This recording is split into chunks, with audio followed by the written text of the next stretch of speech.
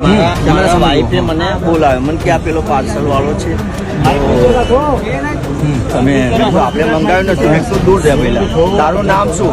કે ગઢવી સુવંશો કે નહીં હા એવું કંઈક બોલ્યો બરાબર।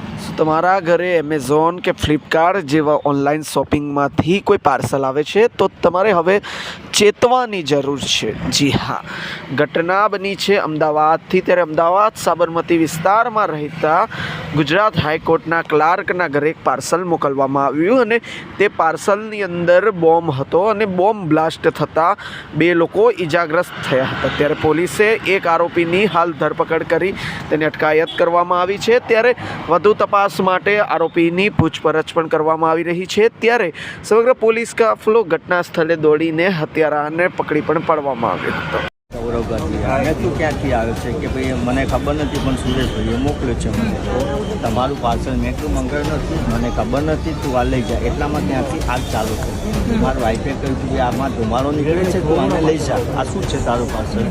એટલામાં તો જબરજસ્ત વિસ્ફોટ થયો। તો બાજુમાં મારા કાકાનો દીકરો હતો, અમે બંને એકદમ ખસી ગયા। એટલો મોટો વિસ્ફોટ થયો, કલ્પના બી મને તો એવું 2 સેકન્ડ તો એવું લાગ્યું કે હું ખરેખર બ્લાઇન્ડ થઈ ગયો। તમે હાજર હતા જ્યારે બ્લાસ્ટ થયો ત્યારે? હા, મારી હાજરીમાં, ઓકે, મારી સમક્ષ જ એના હાથમાં જ થયું। એ જે લઈને આવ્યો છે એના હાથ બી ફાટી ગયા છે। ઇજાગ્રસ્ત મારા કાકાનો દીકરો છે જે બોમ્બ લઈને આવ્યો હતો એ બી બ્લાસ્ટ કેવી રીતે કરવામાં આવ્યો? કોઈએ બટન દબાવ્યું? બટન દબાવ્યું એવું એને મેં કહ્યું તું ક્યાંથી આવ્યો? એટલે મેં કીધું તારો ફોન નંબર આપો, તો કે મારો ફોન સામે પેલા લોકો બેઠા છે ને એમની પાસે છે બરાબર।